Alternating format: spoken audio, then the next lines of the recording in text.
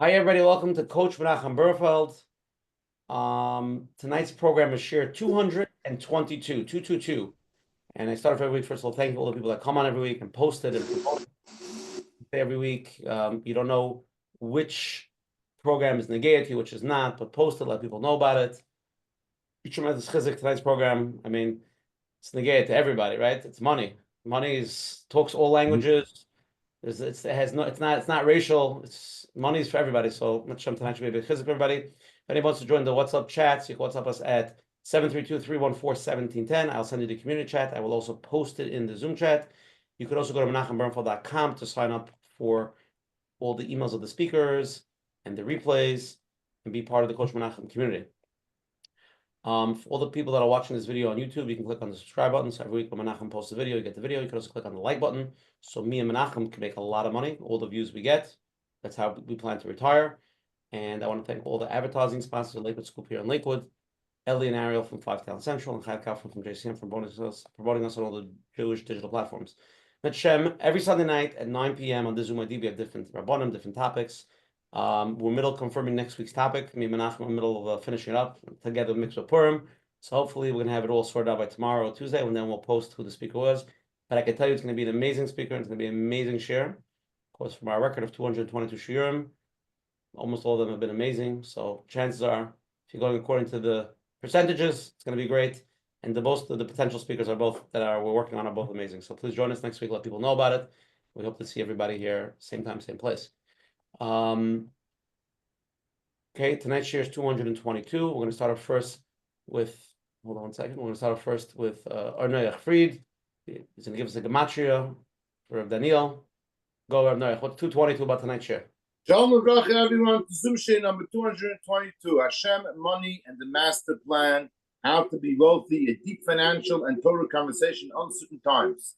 A true Oisha is like the Mishnah says, Ezu Oisha, Ezu Asher Asmech V'chalka. A true wealthy person is one who is satisfied what he has.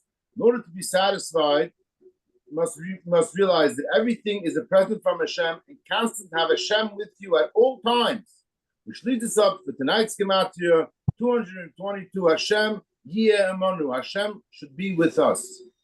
Oh man, beautiful. Okay, we're going to turn it over now to Coach Menachem Bernfeld. Coach Menachem, Sunday night. What are we doing here? Amazing. First of all, thank you, Rabbi Noach, for the gematria. Yeah, Hashem should be with us, like you say, and we'll talk about it tonight. So I want to welcome everyone to another Let's Get Real with Coach Menachem. We're doing tonight, Baruch Hashem, with a lot of Siyata D'Shmaya, like every week. Tonight is number 222. And we have the schus to have Rabbi Lapin with us, somebody who, for many years, been helping people with the situation with money. And talking about money, money is a very interesting thing if you think about it. How often do you think about it? How does it control, what role does it play? So, tonight we're going to slow down, think about it a little bit, go into the hashkafa, go into understanding how our beliefs, that it sometimes does have an effect. But just looking around, today's days, you have people who, Baruch Hashem, have, Klal Yisrael, we're living in times where it's amazing. Baruch Hashem, there's a lot of money. On the other hand, you have people who struggle, talking about the prices of the eggs. So there's all, different stages and different places where we are, but trying to figure out how this works. Then they have those who are trying to work on your emunah and betachon when it comes to money, to understand what's our relationship with Hashem about money, and we want to rely on Him, but then have to do ishtadlus, how much. It's when you think about it, it's really fascinating, and it does bring up questions, real personal development questions. When if you're struggling or if you have a lot of money, how do you spend it? Sometimes it brings up questions that we don't like, just trying to see what's my connection with Hashem when I do have money, what's my connection with Hashem when I don't have. Does it make a difference? Do I believe that everything comes from Hashem? Do I believe every penny is from Hashem? How much of what I do does have an effect? So it does bring that up. what does a person look like? What does your spending look like? What do you do and what do you look like when things are tight? So it does bring it up. And the Gemara says, a person, when you want to get to know a person, there are three places: kisoi, koisoi, and kasoi. It's a person's pocket, the cup, and anger. These three things, anger, you can, somebody gets angry, the truth comes out, or you see what's going on inside of him. And the koisoi, if somebody drinks alcohol, stuff come out. And then you have a person who has money. So it has that control. So it's a fascinating idea, a fascinating topic, and to see how it works. Tonight, I think we're going to focus a little bit to be able to help people with their beliefs, with their relationship, and to enhance, hopefully, to help people to make a little bit more, to know how to spend it, so in a way that they should have the real menuchas hanefesh, the real connection with Hashem, because ultimately that's why Hashem wants us to have money, so we should be able to live the Torah life. So it's a big schos to have Rabbi Lapin with us, somebody who this is his topic, and we're going to get into many good questions, so thank you. Beautiful opening. Okay, so let's get into tonight's program. Let's start. Okay, so tonight we titled the program Hashem, Money, and the Master Plan, How to Be Wealthy, the Magic Answer. And Rabbi Lapin wrote a book. I'm going to post on the chat. Menachem sent out the email about his books that he wrote. It's been around for many, many years, a great book. Rabbi Lapin, noted rabbinic scholar, best-selling author of books like Business Secrets from the Bible, and the host of the Rabbi Daniel Lapin Show. Appears before more than 35,000 people in halls, shuls around the world each year. He's famous for teaching life principles from the Torah to people over backgrounds in entertaining and practical ways. He is known for his slogan, the more that things change, the more we need to depend on the things that never change. Newsweek magazine included him in its first list of American 50 most influential rabbis. With his wife Susan, he hosts a daily television show, Ancient Jewish Wisdom. Through his books, broadcasts, and speeches, he's become one of America's most compelling and persuasive voices of practical Bible, what he calls ancient solutions for modern problems. So, Rabbi Daniel, it's good to have you here tonight. The floor is yours. Open it up. Thank you very much indeed, Rabbi. And Menachem, thank you very much. I appreciate you inviting me to this show. I've had some friends who've been on the show, notably Rabbi Elchanan Shoff just a few weeks back, and I'm very happy to join the small, not so small group of people who've had the honor of being your guests on this show. So thank you very much indeed. And I know this is a terrible way to begin, but I wonder if Reb Aaron Noach would allow me to try and make one small correction to what he said. Reb Aaron Noach, you quoted the Mishnah in Pirkei Avos, and you said, Ezehu Ashir HaSameach Bechelko. And you translated that as, who is rich? He who is happy with what he's got. And I believe we have to be very medakdek in Lashon HaKodesh. We've got to be meticulous in the translation of Hebrew words, and that's not actually what the Mishnah says. The Mishnah says, Ezu Ashir, who is happy? HaSameach, not HaSameach b'ma sheyesh lo. That would mean somebody who's happy with whatever he has. That's not what the Mishnah says. The Mishnah says, HaSameach b'chelko. He is happy with his chelek, with his portion. And elsewhere in Chazal, we know that a chelek is actually something. It's real. It's an amount. It's things. And so somebody who's happy with whatever he has, this could be a destitute person who likes living on a bench in the park, and he's happy with what he has, which is zero. That's not a Torah approach. You have to be happy with your chelek. It means you have to have a chelek. And all that's left is the question of what is your chelek. It's not necessarily the same as everybody else's. Each person has his own chelek. And in order to understand what that is, I think it's really important that we use specifically Torah values, Jewish values, to try and reach an understanding of our relationship with money. And we've got to be very careful, because you can find slogans that anywhere in Chazal, anywhere in Tanakh even, you can find short psukim or slogans that will support almost any position you want to take. And so we don't paskin halacha on the basis of slogans. So, for example, Rabbi Noach quoted Pirkei Avot. There's another Mishnah in Pirkei Avot, Perek Vav, and it says there, lechem b'melach and mayim b'meshora. You've got to eat bread and salt and drink water. So forget the champagne, forget the $50 bottle of scotch, forget the Belgium white beer. You got to drink water. And as far as the rib steak is concerned, replace that with bread and salt. And that basically, if we did determine hashkafa and halacha on the basis of slogans, that would be the end of this evening's program. There it is. We've said it. Or alternatively, I could have picked another one.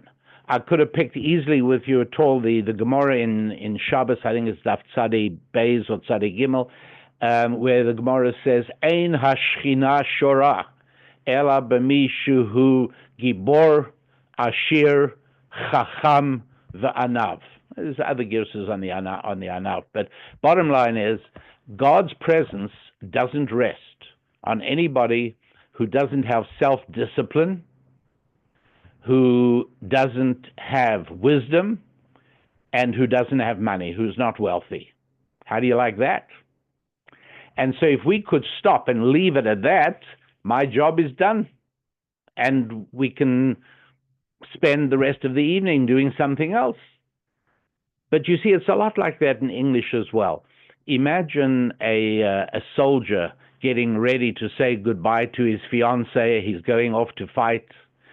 And his friends pat him on the back and say, don't worry, absence makes the heart grow fonder. You'll love each other even more after you've been away for a while. So he's feeling pretty good about that.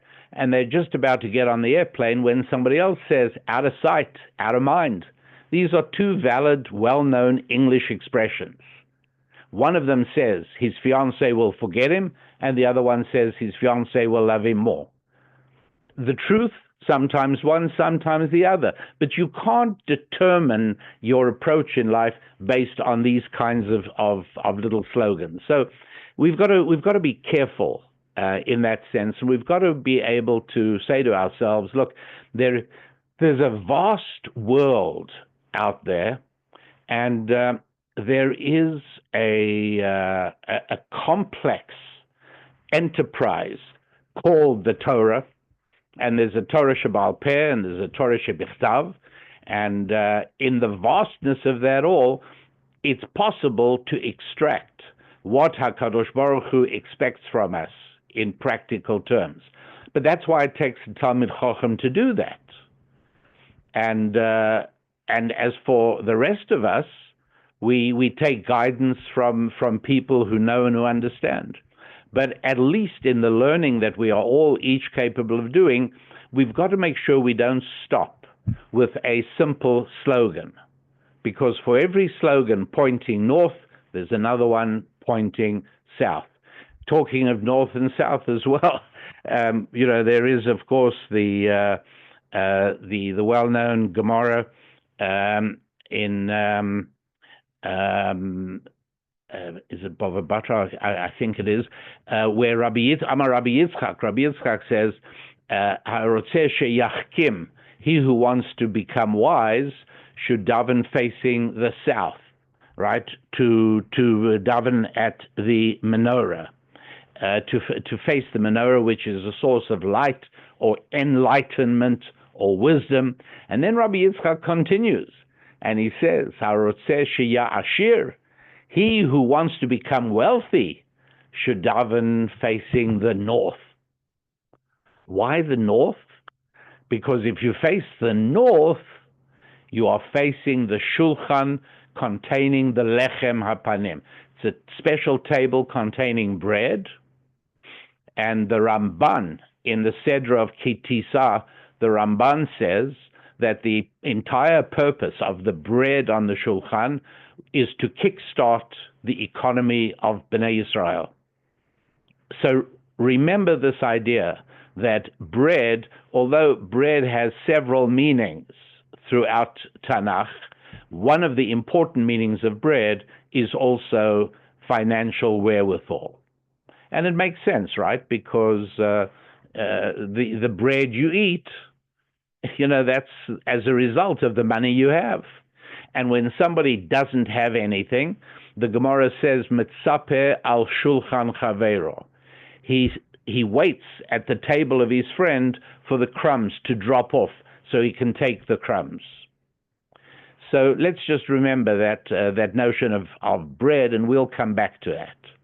But in order to understand what HaKadosh Baruch Hu intended, what God intended for for human economic interaction, that we really have to make sure we comb throughout all of Chazal to try and get the overall picture, not to quote slogans here and there, but in order to try and grasp a comprehensive picture.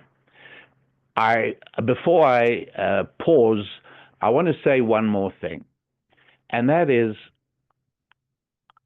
I need for us all to agree to be able to make a distinction tonight. We've got to be able to make a distinction between things that Jews do and halakha, normative Jewish approach.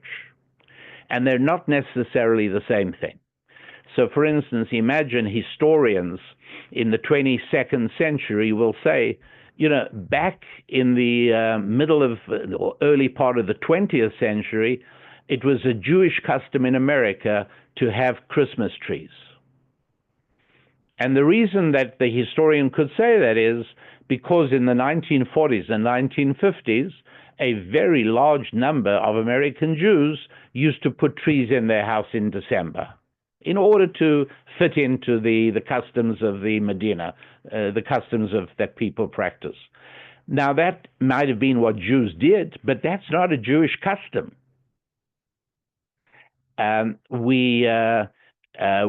Those of us who are Hasidish, we might wear a shtreimel on Shabbos in the streets of Los Angeles in August.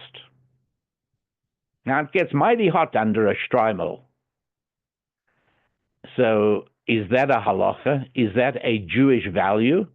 No, that is a custom that is a part of some Hasidim, and a very beautiful custom, but that doesn't in any way get confused with a normative Jewish or Torah value. It's something Jews do. Many Jews do, some don't, and it's a nice custom, but it's not necessarily, it's not a halacha, it's not a part of a Jewish value system. And I say this because I want to show you that our attitude towards money may be what many of us believe and what many of us think, but that doesn't mean that it is actually a correct Torah value. And what I mean by that is that you will find among many of us, particularly those of us dedicated to the world of Torah and the world of learning, there are many of us that look down on money and wealth. And I've seen it many times. I have a friend who's, I have a relative also, but I was talking to a friend who's a Rosh Yeshiva in Yerushalayim, and he was asking me about the work I've been doing. I've written a number of books on money and finance from a Torah perspective, and And I said, I knew his attitude, so I didn't go into it in depth. I said, it's about money. And so he, with a gesture of the hand that expresses contempt and disdain, he said, Gashmias. It wasn't more than 6 months later that he visited in Baltimore, and one of the stops he made was my wife and myself. He was on a fundraising tour for the yeshiva, and I'm very proud of myself. When he came and he asked me what I'll be able to do for the yeshiva this year, I didn't say, Gashmias. I'm pleased that I took out my checkbook, and that's what I did. But there is that attitude. My wife and I were on vacation in Canada a couple of years ago, and I was asked to meet with 4 bochrim from a yeshiva that I will not name for obvious reasons, as you'll see in a moment. And I said we started talking and learning, discussing Torah, and they were quite animated, and I found it to be a stimulating conversation. They then asked me something, and I didn't remember by heart the Maimer Chazal, so I got up and I went to the bookshelf and I took down a Gemara, and I brought the Gemara out, and as soon as I opened the Gemara, I don't know if you can all see me because I can't see you. Most of you are invisible, I'm afraid, even though I see some names I know, and I welcome you, and it's good to say hello. Oh, look at that. Now this is more like it. This is more like it. I now have the benefit of some connection, and at least I don't feel so isolated. Thank you. I appreciate that. It's really so wonderful to see people's faces. But if you can see me, I want to try and imitate what these 4 boys did when I brought out the Gemara. They sort of slumped down in their chairs, and their eyes started closing. It was, as long as we were talking outside, in theory, it was okay. Somehow or another, when I brought out the Gemara, it wasn't any good. So I thought, all right, let's change the topic to something that might energize them. So I asked them, are they starting to think of shidduchim? Yeah, of course, they're all thinking very seriously about it. So I went around them one by one. Tell me, what are you looking for? Which is always, it's a trick question, because the answer is not to tell me what you're looking for. This is not a game show where you get to name your prize. The answer is not, I'm looking for something. No, that's not the right answer. So as soon as somebody starts answering the question, what are you looking for? I already know they're nowhere near ready for shidduchim. But the first boy says, so I'm looking for somebody who will be able to, either through her father or through her work, support me when I learn. I said, okay, very good. And the second boy, he repeated verbatim. Third boy, pretty much the same thing. Fourth boy, to me, nothing is more important than learning. And so I want a wife who will work to support the family. Okay, good. So I said to them, gentlemen, do you know the wording of the ketubah by heart? This is a marriage contract, which when you stand under the chuppah, you will actually undertake in all seriousness. You'll make a kinyan on the ketubah, and you will acquire your wife, and you hereby accept all the obligations in the ketubah. Do you know the wording by heart? So they said, no, probably not. I said, do you know it well enough that if I said it to you, you would know if I'm making it up out of nowhere or if I'm telling it to you how it really is? Yeah, we've been in enough chasanas, we would know what the ketubah is. So I said, it says in there, and you are going to make a kinyan that you accept this. Ana afalach ve'ezon ve'afarnes yetechi lechi. And what that means is, I undertake to fully support and provide for all your sustenance. So I said, please help me understand. I'm just a simple rabbi, and for me, words mean what they say. And so please connect for me how all four of you are looking for a wife who will support you, and you want to marry her in a wedding where you will undertake a ketuvah to support her, which you don't mean. It's a complete mekach. It's a mistaken acquisition. You have absolutely no intention of fulfilling the words of that ketuvah. Well, I must tell you, I don't think I've actually ever seen anybody when he's been hit on the head with a bag full of stones. But I think that's what they look like. They were so baffled and so puzzled by this. I ask you to spend 10 seconds thinking about what you think the answer they came up with. It took them a long time. They were talking to themselves and they were really puzzled by this, and it took maybe 5, maybe 7 minutes, and finally they got looks on their faces that I believe that Am Yisrael had when it stood at the foot of Har Sinai getting ready to receive the Torah. They had a look of such brilliance and so much excitement that they found an answer to my problem. And here's the answer they gave. And if I didn't have my wife as a witness, I wouldn't tell you, because I wouldn't expect you to believe it. It's so incredible. But here's what they told me.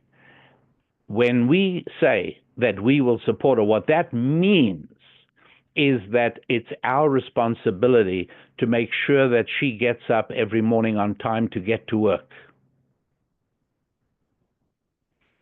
Can I see looks of horror and astonishment on your faces, or at least looks of humor and hilarity? But that's Pasha Pshat. It needed a bit of a pilpul, but they were certainly up to that task. Anyways, that is what they said. So now we've got to ask ourselves, is it an authentic Torah value that a guy goes to learn and the girl goes to work? Is that correct? Is that really the Torah value? I know it's what we do, and we want to see our sons be in learning, and we want to see our daughters married to Talmidei Chachamim, but is that really a Torah value? And what happens when women, and right now there are 4 young wives and mothers who are consulting with me in my professional work in business and finance. And let me tell you, the story is basically the same with all 4 women. They're all married to Talmidei Chachamim. At least I hope they're Talmidei Chachamim. They're married to guys who are learning.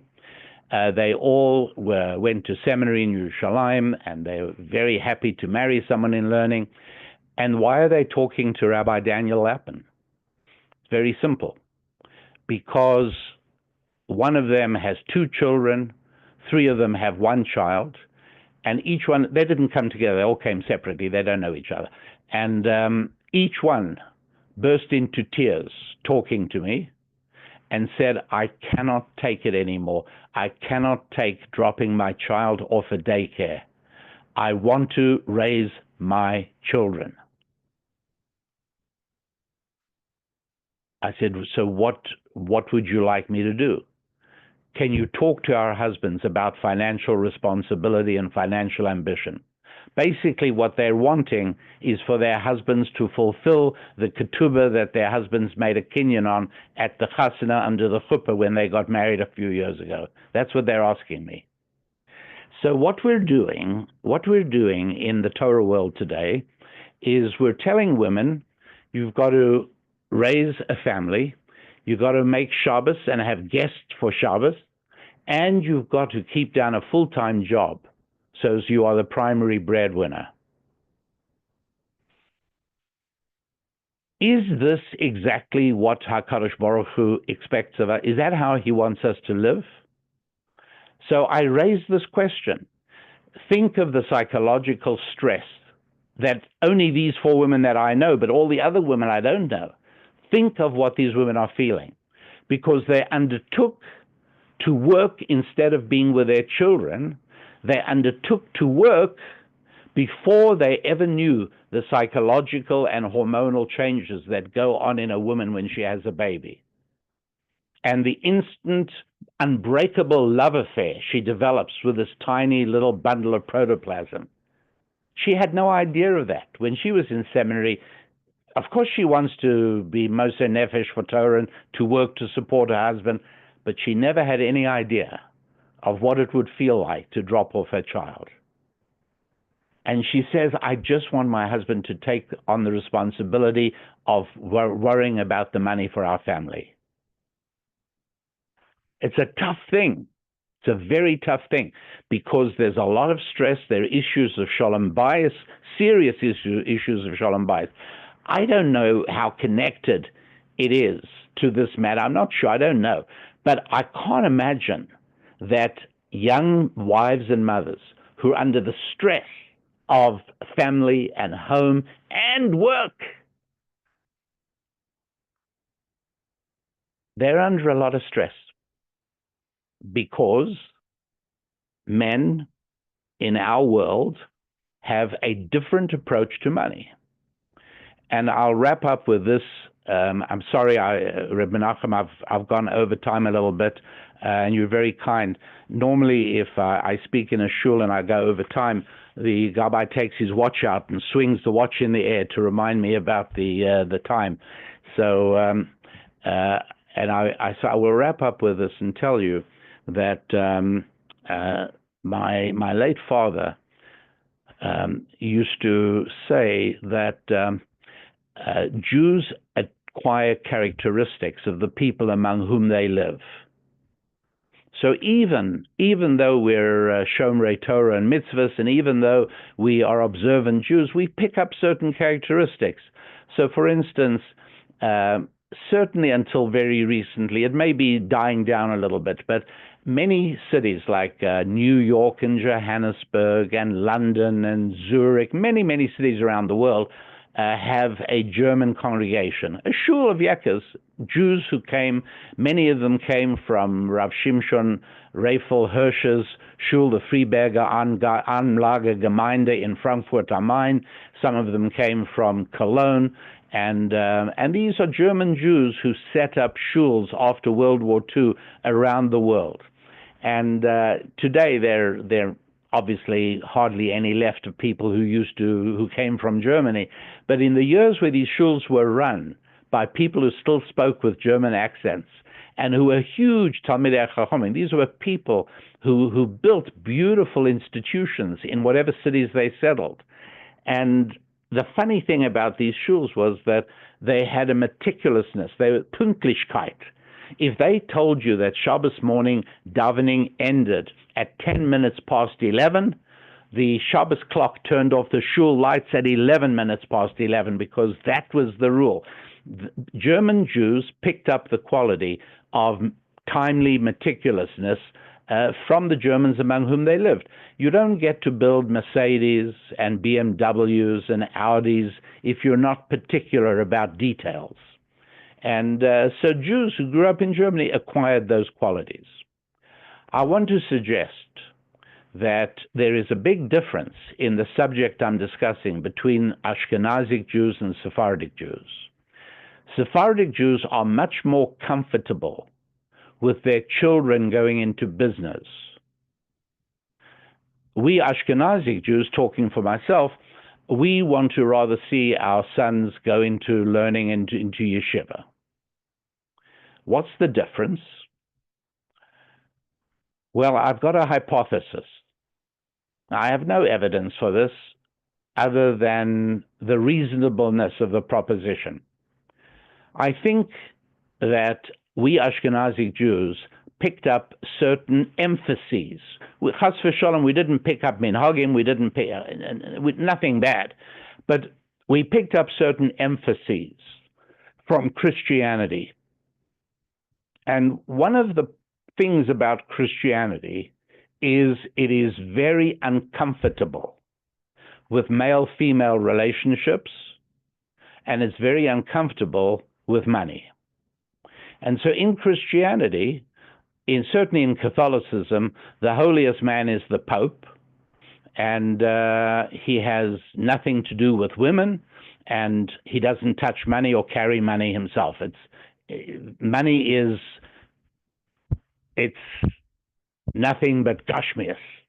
That's really what you'll hear Christians say. Now, Muslims had different problems because it so happens that the magnificence of Torah is the tension between din and rachamim. It's the tension between strict and formal and rigid adherence to the matrix of law, and rachamim is gentleness, compassion, empathy. And anybody who's been a parent knows that you need both in raising a child. There's got to be law. You do not go out into the streets and play in the traffic. But there's also a compassion. You put your arm around the child and tell him you love him. Both those things are needed. We understand that in the real world, din and rachamim go together. If you're running a country, you've got to make sure you have din and rachamim. You've got to have compassion. But if you don't have din, your enemies won't fear you. And so the miracle of a Torah hashkafa is that we balance din and rachamim. 2,000 years ago, the Christians emerged. Initially, they were the Reform Judaism of the day. That's what they changed the rules. And they decided to focus on rachamim. And 700 years later, the Muslims emerged with Muhammad, and they decided to focus on the din. So in the Muslim world, they cut off your hand if you take some bread. And in the Christian world, they'll give you the bread. They'll give you more than that. Compassion, justice, the two have to be together, and you don't have a complete picture if there's only one. Torah has them both, but nobody else is able to retain the tension of these two opposites coexisting. And so the result is that Christianity regards money with great discomfort. Islam had other problems, but they didn't have a problem with money. And I think to some extent you see this today in Sephardic Jews. There is less of a fear of money, and they certainly don't see the equation that poverty equals virtue. But in the Ashkenazic world, there is a discomfort with money, which I suspect owes more to our Christian neighbors for 1,000 years in Europe than it owes to Torah sources. So that is where I will pause for the moment to speak with those of you who would like to join our conversation and our discussion as Rabbi Menachem and Rabbi moderate this and lead us, and we'll try and find a way of building in much more of an understanding, particularly the practical things. A young man who maybe he's been learning for many years, and maybe he's now, who knows, he might be 31, 32, 33, and he now says to himself, it's time, I've got to change course. I'm going to still be kovei itim l'Torah, I'm going to learn, I'm going to be a ben Torah, but I'm also going to earn a living for my family. What do you do? Or if you're somebody who's hit by inflation, in the last 4 years, inflation has eroded at least 12% of your money, possibly more, in terms of your buying power. There's only one solution. You have to increase your earning power by 12%. You've got to earn more. Otherwise, you're running up the down escalator. So we need to take a look at some of the practical things that the Torah advises us to do is explicitly for these purposes. I'll keep quiet now. Okay, Rabbi Daniel. A lot to say on the opening, and anybody wants to ask a question, you have Rabbi Daniel here. Feel free to ask anything. Text Asher Parnas over here on the chat. Remember, live questions go first. We're going to ask a 3-question poll just to get a feeling from the Olam. and then we will jump into it. Here we go. 3 questions. First question, how would you describe your current financial situation? Number 1, I feel financially secure. Number 2, I have some challenges but manage okay. Number 3, I'm struggling to make ends meet. Number 4, I am in a financial crisis. So practically, Lamaisa, where are you holding today? Number 2, what is your underlying belief about money? 4 options. Money is a bracha from Hashem. It's a blessing and a tool for good. Number 2, money is simply a necessary tool for daily living. Number 3, money can lead to excess and distract from spiritual values. Number 3, I still can't figure out my view on money. Number 4. Last question. Which aspect of managing your finances do you find the most challenging? Budgeting and saving effectively, investing in growing wealth, balancing spending and giving tzedakah, managing stress and maintaining a positive mindset. Very nice.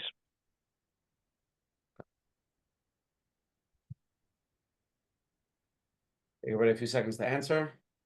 We'll review it together, and we'll take it from there.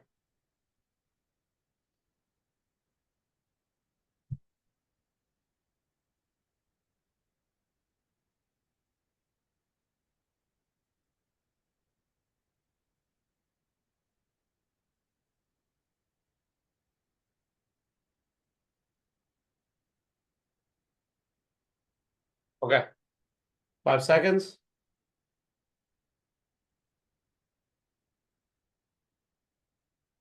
Three, 2, 1. Okay. First question we asked. How would you describe your current financial situation? 30% of the people here feel financially very secure. 38% of the people, I have some challenges but manage okay. 24% I'm struggling to make ends meet. And 8% I'm in a financial crisis. Menachem, we have to make a raise it. I mean, we have wealthy people here. That good. Number 1. Rabbi Daniel, any comment on this? Or just, Hashem, we attract the wealthy crowd? I think part of it is that in our culture, there's an area of embarrassment at financial stress. And so, do we all answer exactly honestly? I don't know. Okay, let's go to the second question. What is your underlying belief about money? So by far, 63% of people believe money is a bracha from Hashem and a tool to do good. 23% of people, money is a necessary tool for daily living. 5%, money can lead to excess and distract from spiritual values. And 9%, I'm still figuring out my view on money. So the people here believe that money is just a bracha and it's a tool for us to do good. Okay. Any comment on this? I mean, I think they're both right. They're both right. Money is simply a necessary tool for living. I mean, can't live without money. And I'm going to show that I don't think that it's any of those. It's none of the above. What is that?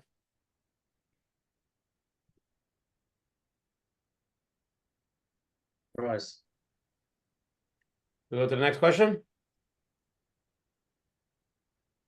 Or Daniel? Sorry, go ahead. Should we go to the next question, or do you want to elaborate on that comment? Oh, I see. I'm so sorry. I was just going to say that if you ask the economics professors at universities or at business schools, what is the definition of money, they will all tell you medium of exchange, blah, blah, blah. It means absolutely nothing. From a Torah perspective, the correct definition of money is evidence that you helped another one of HaKadosh Baruch Hu's children. That's all it is. And I say that because there really are only 3 ways of getting money. One is join the IRS and confiscate it from people. Number 2 is take a .357 Magnum revolver and go into your local convenience store, and you will find the clerk there will be happy to hand over the contents of the till when you point your magical instrument at his head. And the third way, only other way to get money, is to do things for other people so that in exchange they are happy to give you the money.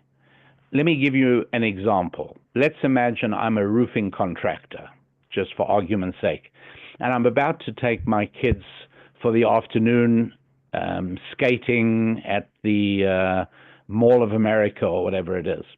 And just then the phone goes, and it's a friend of mine saying, listen, it started raining in my neighborhood. Seems we've got a hole in the roof by the kitchen. Water's coming down into the kitchen. It's puddling on the floor. My wife is miserable, which means I'm miserable. Please drop everything and come and fix my roof. And I'm just about to say to him, listen, I was about to walk out. I was going to take my kids out when it suddenly dawned on me, I thought, wait a second, Lapin, don't be an idiot. Much more important than going skating with your children is teaching them the huge benefit of helping another person. And so I tell the kids we're going to help him, but they say, but Daddy, that's not helping him. You're going to get paid. And I say that in no way diminishes the act. Chesed is a chesed. If the recipient benefits from it, if I get paid for it, that doesn't mean it's any less. Let's go and do the job. And we go and do the job, and I fix the roof, and at the end of it, my friend says, how much do I owe you? And I say, it'll be 100 certificates of appreciation. He says, certificates of appreciation? What do you mean? I said, yeah, little green strips of paper with numbers on it. And, you might call it cash or currency, but what it really is a certificate of appreciation. You're giving me 100 of those to acknowledge and appreciate the fact that I came and fixed your roof. He said, oh, be a pleasure. Here you go. And he peels off $100. And that night, my wife and I go to the nicest steak restaurant in Lakewood, and we walk in, and we sit down, and the proprietor says, what are you here for? And I say, well, we're here for steaks and fries. And he says, you expect me to work over my hot stove to give you steaks and fries? I said, well, yeah, you're a restaurant, aren't you?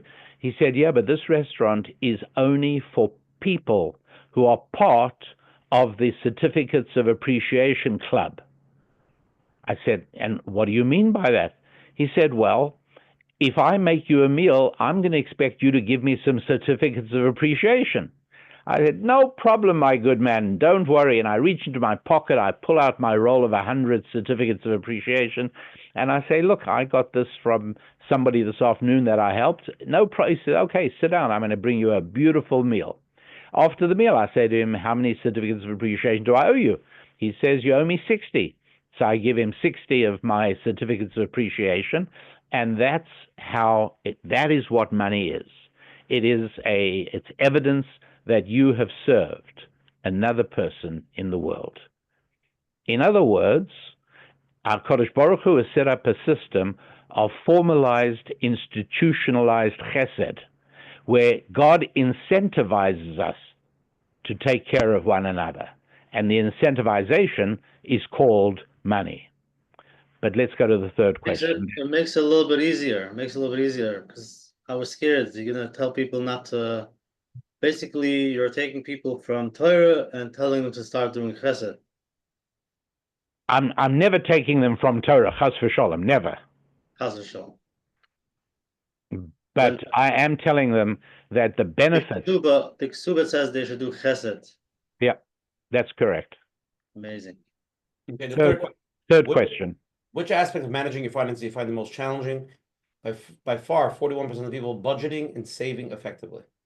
22% investing in growing wealth, 11% balancing spending and giving tzedakah, 27% managing stress and maintaining a positive money mindset. Yeah, that sounds right. Okay, let's go to the first live question. Hold on one second.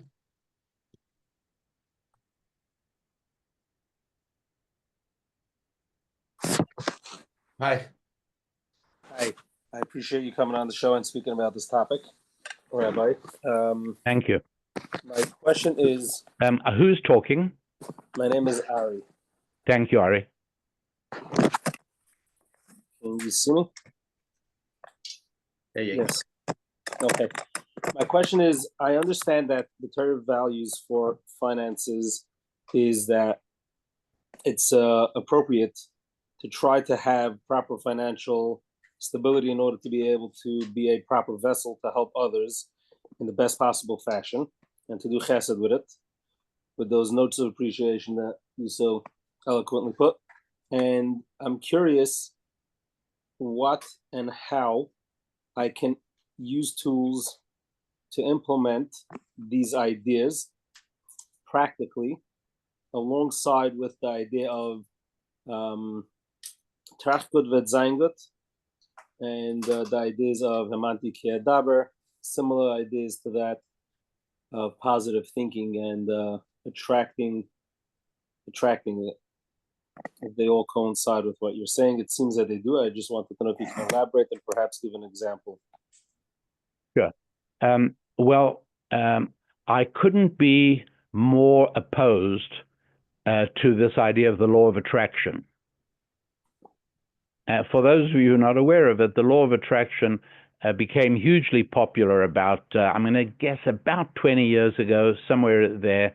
There was a book, and then there were several other books, and the idea is that if you get the right mindset, then the universe will just send you the things you need. If you develop a mindset of abundance instead of a mindset of shortage, so you'll have. So if you put up a picture of a Ferrari on your bathroom mirror and you just be mechavein on that every morning, so eventually you'll get a Ferrari. I'm ridiculing it a little bit and I'm oversimplifying it, but that is the basic idea of the law of attraction, and it's taught in various forms. So that is not correct. It is it's rather a cruel lie perpetrated on sometimes desperate people and at the very least on hopeful people. Let me explain what is different in a Torah perspective on this.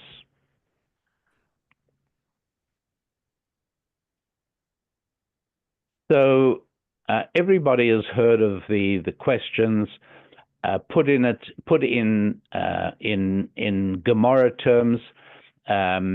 Why is it, we ask, that tzaddik veralo? Why is it that there's such righteous people and they have tough times, and then there are other people who are rishoim arurim, as Shtisel used to say, and they somehow have enough money for all they could want, or as the secularists put it, why do bad things happen to good people? So I'm not going to waste any more time on the law of attraction or any of this. Well, he's just not. Or sometimes, by the way, a version of it that I've heard told to me by guys who meant it sincerely but are wrong. Listen, they just if the explanation for why good people struggle financially is they don't daven with enough kavanah.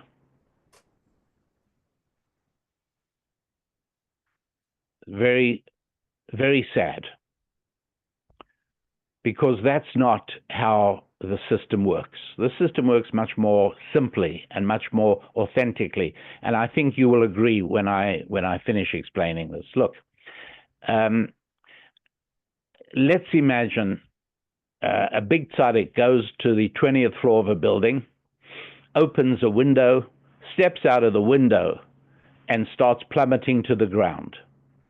And after a fairly thrilling ride of about 5 or 6 seconds, his ride comes to a tragic end as he hits the sidewalk. And he comes to Shamayim, and he says, I don't understand. I was the first one in shul for Shachris, Mincha, and Ma'ariv. And I was the first one when tzedakah was needed. And I was the first one when kashrus supervision was needed. And I was the first one when Bikur Cholim was needed. Where were you when I needed you? I stepped out of the window. I don't understand. How could you not have been there for me? What's the answer? The answer is that HaKadosh Baruch Hu gives us a Torah, and a Torah is a blueprint to all reality. And part of the requirements, and the Gemara brings this down, part of the requirements of learning Torah is you've got to understand and learn and study how the world really works. And so there's a thing called gravity. We don't need an entire perek in Shas to tell us about gravity, but we are told, make sure you understand these things. Study science, study numbers, study economics. The Gemara is emphatic, not once but twice. Bava Kama, Bava Basra, you got to study these things. You got to know about. And so the answer to the man is, listen, I'm not taking away anything of your tzidkas. You're a really nice guy, but you made one horrible mistake, and that is you ignored an entire area of knowledge, namely physics and gravity, and you thought that somehow this worked on the basis of your accumulated zechus for those other things, like the Rambam calculates for Yom Kippur, for doing tshuva. There's so much positive. That's not how this works. This works on one of the laws of nature that HaKadosh Baruch Hu built into the world. The onus was on you to learn it, and you ignored it. You stepped out of the window. My dear friends, it's exactly the same with money. As I said, the Gemara twice, Bava Kama and Bava Basra twice, emphasizes the need to study economics. The Vilna Gaon was very big on this. You've got to study money. You've got to understand it. And no matter how big a tzaddik you are, that doesn't cover the handicaps in your knowledge in that area. It doesn't work that way. In the same way that the fact that you only eat blood kosher doesn't save you when you step out of the window on a high building. In the same way, money doesn't work that way either. Fine. So how does money work? And that is really the big question. And I think I will take a few minutes to lay out the foundation of that first, and then we can carry on with more discussions. We'll have more chance. Here's where it comes from. In the second perek of the Torah, Hashem says, "Lo tov heyot adam levado." I use Sephardic pronunciation. I have a reason for that, and I have a discussion on that. Just so if anybody is confused, I do it deliberately, and there's a very good reason for it. But in the second perek of Bereshit, Hashem says, "Lo tov heyot adam levado." Now, most of us, because we don't learn a lot of Chumash in yeshiva, and so most of us depend on elementary school for whatever Chumash we know, but most of us assume that HaKadosh Baruch Hu is talking about Adam's matrimonial prospects. Lo tov heyot adam levado. This guy called Adam HaRishon, not good for him to be alone. But Chazal expand it dramatically. It's not good for any human being to be isolated. The Torah is a book of connection. And we just read Sedra Mishpatim. Without the laws of Mishpatim, it would be impossible for people to live in the same town or in the same village or as neighbors. Because human beings will have misunderstandings, and human beings will have arguments and seeing things. There's got to be a system of din that makes it possible for us to live together. If you wanted to say, what is the whole purpose of Choshen Mishpat? What is the whole purpose of that part of the Shulchan Aruch that deals? It's to enable human beings to live as friends and neighbors. And so, Lo tov heyot adam levado, God says not good for man to be isolated. And God gives us two solutions to the problem. The first one is male-female relationships, the ultimate answer to existential loneliness. But that's only one of the answers. The second answer is Bezeat apecha tochal lechem. That's not part of the curse to Chava. That's part of the tshuva.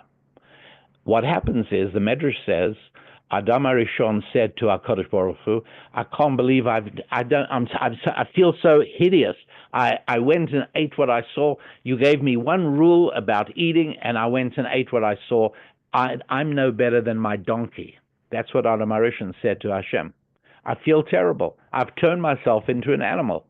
One of my distinctive characteristics was you gave me a dietary law, and I was supposed to follow it. I blew it. And now I'm just like an animal, which is a tremendous demoralizing thought for a human being. So Hashem says, fine, I accept your tshuva.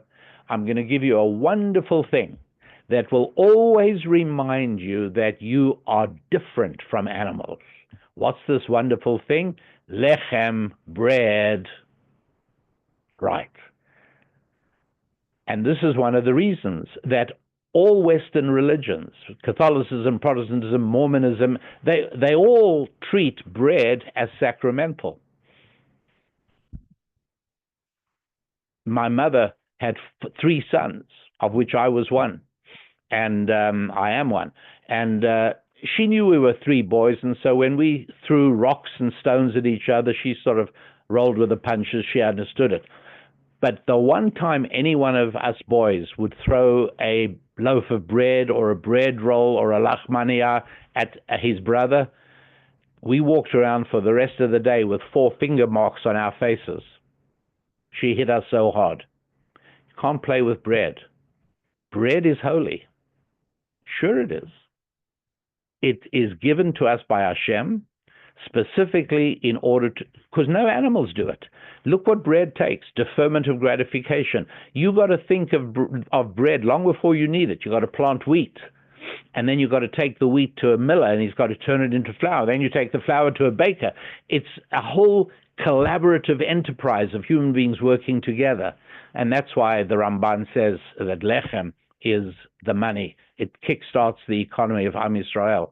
And so, and by the way, in many languages like English, how many of you, is there a way, do you have a way of putting up your hand or something? Is there a little... They can raise their hands. Is there a raise your hand? Yeah, there it is, down at the bottom, raise hand. How many of you have heard the expression, can you lend me some dough? Or have you got any bread on you? You got some hands. Yeah, in many languages. Oh, thank you, that's great. Yes, it's quite common, more so in England, but it's true in America as well. It comes from this chazal, that bread means money. Dough, bread, all means money. And so listen to this beautiful thing now. So Hashem says, not good for man to be alone. For a human being to be isolated from other human beings is a terrible, terrible thing. Here's my solution. Number 1, male-female relations. And that is not just that a man and a woman have each other and they bring joy to one another. It's much more than that.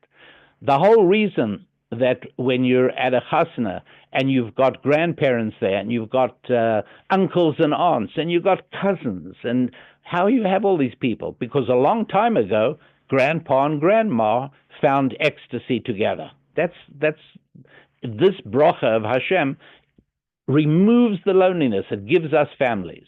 Male-female relationships, that's part of it. And the second thing is money. Because the only way to make money, and this is what I want you to remember, the only way to make money is to do acts of chesed for other people. I'm going to tell you something that drives my Christian listeners, my Christian audiences crazy. I say to them, who has done more good for more people? Bill Gates or Mother Teresa? It's not a shaila. With the best will in the world, the saintly lady from Calcutta took care of how many people? 100,000 in her whole lifetime. I'll give you 5 times that, 500,000. But how many people's lives have been improved by Bill Gates? Well, if you use Windows on your computer, if you use Excel spreadsheets, you can say thank you to Bill Gates. You might say, well, I paid for it. I don't owe him any thanks. Well, that's not true. When you stay in a hotel, don't you leave a few dollars for housekeeping when you leave? You pay for your room. the hotel pays housekeeping. What are you doing that for? There is such a thing as Hakoras Hatov. There is such a thing as gratitude. It's quite separate from the payment. And so, Mother Teresa, I didn't say who's a bigger tzaddik. That's not for me to decide. I don't know anything about Bill Gates. I know even less about Mother Teresa. I'm not saying who's a more virtuous person. I'm saying who did more good for more people. And there's no question about it. Bill Gates has done good for 1 billion people, and Mother Teresa has done good for a few 100,000 people. That's all. And so that Bill Gates has a lot of money makes perfect sense, because the more people you do things for, the more money you get. It's pretty straightforward. That's how it works. And one of the things I love doing, I love at weddings, I love talking to people. Say, are you related to the bride? There's obviously a lot of family there, but at any large wedding, I get a high proportion of people who say to me, no, I'm not related. The father of the Kala and we've been doing business for 20 years. Are you related? No, I'm not related. The father of the Chassan is somebody that I've been working with for. That's business relationships produce friendship and connection. And one of the reasons that retirement is so terribly, terribly dangerous, why retirement is so unhealthy, and why Lashon HaKodesh has no word for retirement, because nobody should do it. It's so dangerous. And one of the reasons is because it kills off your connections. When you work, you have customers, you have co-workers, you have a boss, you have associates, you have clients, you have business meetings. It's too wonderful for words. You're connected with people all the time. You retire and you're alone. Terribly, terribly dangerous. No word for retirement in Lashon HaKodesh. And so that is what making money is not about. We must make money because we need it. We got to be able to give tzedakah, and heaven knows we got to pay tuition for our kids at the school, which will impoverish us. No, you make money because that's what Chazal called Yishuv Haaretz. It's part of being a civilized member of society. It's part of being part of the world. Because making money is nothing other than evidence that you are helping take care of other people. So Bill Gates takes care of 1 billion people. He doesn't do it because he's a tzaddik, but we don't care. Mitoch shelo lishma, ba lishma. We don't care whether it's lishma or not. The important thing is that we do the right thing, not necessarily that we start off doing it for the right reason. And so when you make money, you are taking care of other people. And this is one of the reasons, by the way, that, and I'll wrap up with this, one of the beautiful reasons is why it is that when HaKadosh Baruch Hu tells Moshe Rabbeinu to go to Paro and say, we've got to take the Bnei Israel out of Mitzrayim via Avduni, and they will serve me. They will be oved me in the desert. There, with the word avodah, means worship of Hashem. And then in Perek Chaf in Sefer Shemot, we've got the Aseret HaDibrot, and number 4 is Yom HaShabbat. And it says 6 days you must do all your avodah. Melachtecha we speak about as well, but there's also the word avodah. Sheshet yamim ta'avod v'asita kol melachtecha. You got to work. So there we've got the word avodah, meaning taking care of business. And we've got by the last perek of Yoshua says to Bnei Israel, he says, what, you people can do what you like, but as for me and my family, na'avodet Hashem, we will be oved Hashem. And so we find that this word avodah is both worship, it's davening, but it's also taking care of business. Same word. And that's because taking care of other human beings and their needs is part of Avodas Hashem. And it's interesting, in English also we say a worship service, a synagogue service, a church service, but we also have customer service. Same concept. All right, I'll pause there. Okay, let's go to the next live question.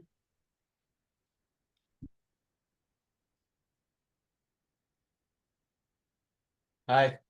Hi. Okay, so firstly, I wanted to thank you for your comments so far. I also read your book, Thou Shalt Prosper, recently, Thank you. and I found it very paradigm shifting in a lot of ways, one of which you're repeating now, which is the exchange of money as appreciation certificates. I wrote down 4 questions, and if it's okay with you, I'm thinking I would just, read the 4 questions, and, either we can then go through it one by one, or you can pick up whatever is salient and go with that. So the first question, I wanted to also thank you about what you said in the beginning about the ksuba and the responsibility for a wife to, for the husband to be the supporter of the wife.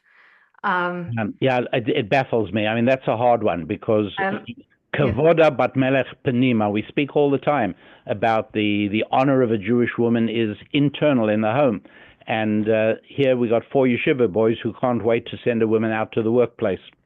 So I'm actually a woman who supported my husband in working for over 10 years.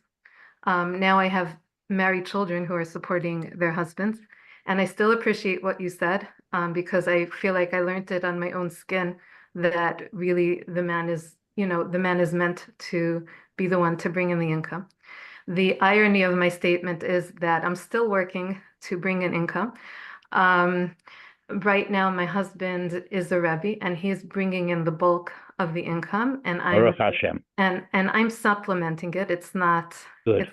It's not enough, but he's definitely bringing in the bulk of it, and I hope for it to remain that way. But my first question was that I did wonder what you thought of a wife supplementing her husband's income when necessary. That was my first question.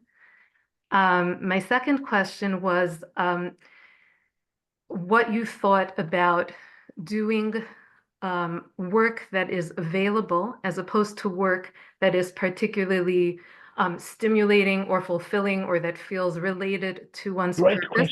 question. The third question that I had was what you thought in general about working a job versus having a business, especially for somebody like me, where I figured out in a way, the hard way, that while I can do certain things very well, the parts of setting up a business were not something that I had inherently, and I had to really either learn or invest money in getting other people to be involved in the business pieces. And same is true for my husband. We're good at doing what we do, but the business parts of us are a sugya, a study that we would have to really learn long and hard. It's not things that come innately to us. So that was my third question. What do you think about working a job versus a business, especially in terms of the limited income potential to a certain extent in a job and the more expanded potential in a business? So that was question number 3. And that just finishes off with question number 4 is, do you have a suggestion for people who are currently holding down jobs on how to expand that income potential? Would you mind telling me your name, your first name? I'm Chaya. Chaya, if I was wearing a hat, I would take it off in respect to you. I would doff my hat as an English gentleman should do. I'm humbled. You are very, very impressive. Your questions are so good. They're right exactly to the point. I can't leave out any of them. I'm going to do each of the 4. And And in terms of what you and your husband have accomplished, you know, thank God, it's wonderful, and you sound amazing. Before I start on your question number one, I will tell you a fascinating question that another woman, also a smart woman, just asked me today. I'm just putting this one out. You'll find it interesting as I did. I'm still working on it. It's a very, very, very tough question. So this is a case of a couple. The guy, his career has been going downhill.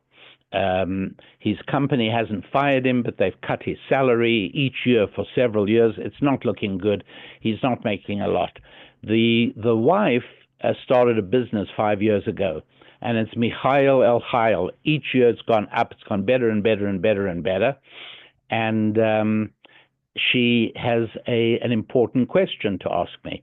She says, would it be okay for my husband to leave the job he hates? It's not going well. Can he come and work in my business?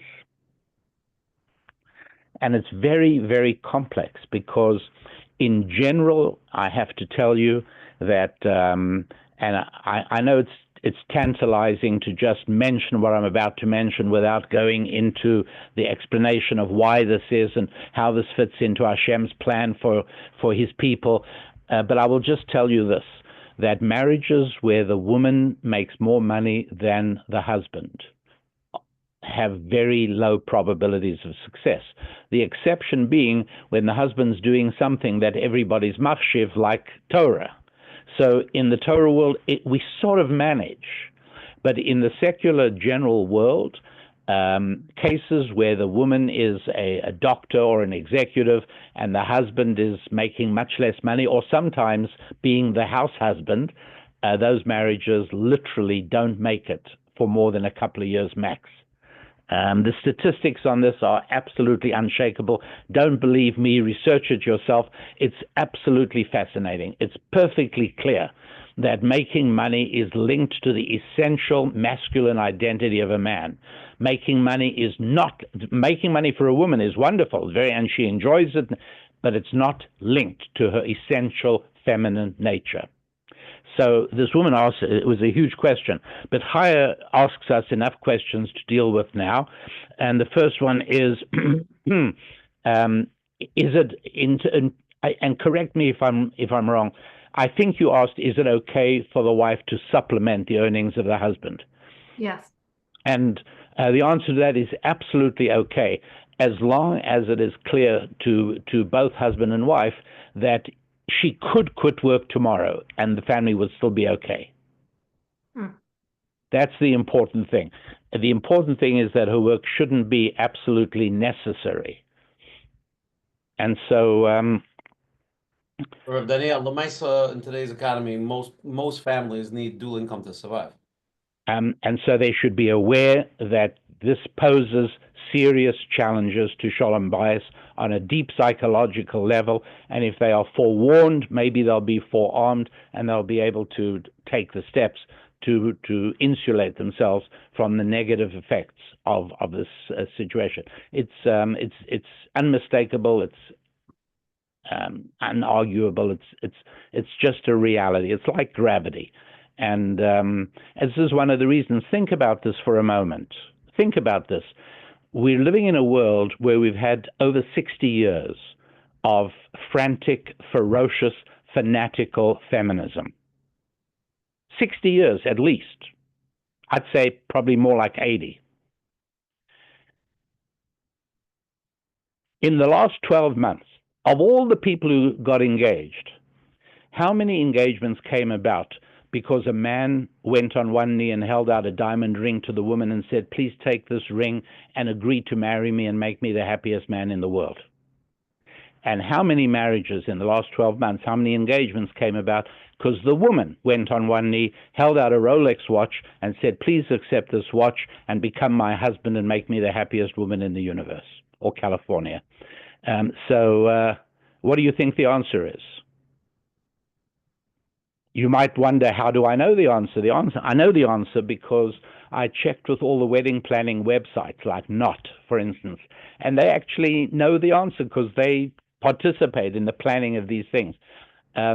Between 1% and 2% of the engagements are because a woman proposes marriage to the man. And of those, 75% do not make it to the wedding. They break the engagement. Men are different from women, and neither men nor women want the marriage to come about because the woman initiated it. And that's why the Torah says, Ki yikach ish isha in Sefer Dvarim. When a man takes, the Torah doesn't say when a man and woman decide to get married. No, it's when a man takes the initiative. Anyways, that's, and so Chaya, as long as the wife's supplement could be done, if she walked in one day and said, I really would like to stop working, and the husband say, of course, my dear, today was your last day, don't even dream of going back to work. Well, she said, I'd like to give notice of a few days. Okay, fine, but you're done. As long as that's feasible, I'd say it's fine. Can I just add something there? Yeah. I just wanted to say that to hear a rabbi and an expert on money say this is cathartic to me as a woman. So I just want to thank you. Well, you don't know how encouraging it is. I mean, as you can imagine what I get. So to hear your kind words makes the evening very, very pleasant and valuable to me, Chaya. Your next question was, and again, you'll correct me if I phrase it wrongly, but I think it was, how important is it to find work that is fulfilling? How important is it to find work that is fulfilling, and is it okay to take work that is available and that you can do, at least in the interim, or even, if work that's fulfilling isn't per se available, or isn't in demand per se, or doesn't pay as much, is it okay to take work that you can do and is okay, but isn't per se fulfilling or in line with what you think your life's purpose might be? Yeah, and certainly not in line, perhaps, with what your friends and neighbors would think you would be doing. Yes, precisely. Yes, that's right. Great question, and I don't even have to think about it because it's a question I've dealt with many, many times.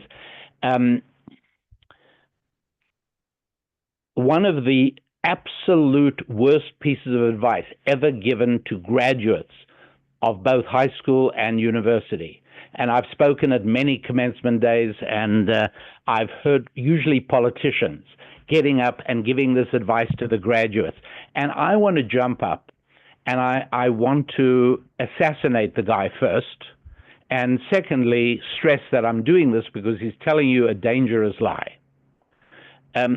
Here's the advice they always give. And now you're heading out into the world, and my advice to you is find work that you love, because that way you'll... Find work that you love? That's outrageous. That turns the entire enterprise of divine chesed into a selfish pursuit. This is all about me. No, it's about serving other people. It's not at all important to find work that you love. Now, the exception is if you happen to be uniquely qualified in a particular area, very experienced, very good at it. It would be folly to ignore that, obviously. But I've been in situations where even in a few of those circumstances, I do encourage the ignoring of that. Look, here's the law in a nutshell, Chaya, is don't seek work that you love. Seek work that pays and learn to love it. Mm. I did a increasing your income seminar for a group of insurance people in in Kansas City a few months ago. And there were a number of other people invited to the event who were not in the insurance business. And so at one point during a recess, we stopped for coffee and a break. And I went around the room and I asked people, so what do you do? If you're not in insurance, what do you do? So one guy, a man of about 60, says, I pick up garbage. I'm in the garbage.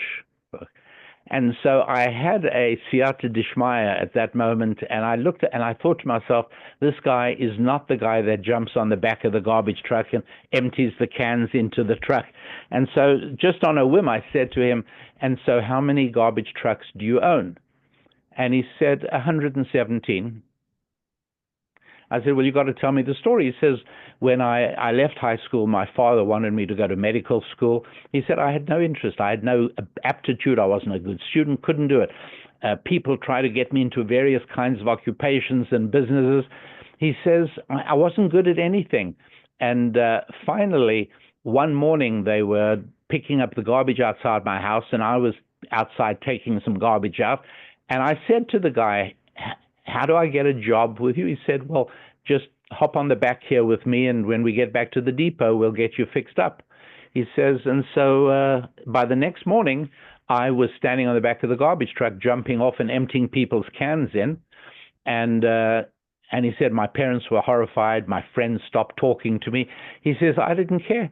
He said, I got no debt. I started making really good money. They put me in the union. And he said, and the best thing of all, he said, I was finished work by 11 o'clock every morning, done. And I said, what happened next? And to cut a long story short, he says, I had an opportunity to buy a truck. And after that, I bought another truck, and then I bought a route. And he said, one thing led to another. And he said, I'm very grateful to the garbage business.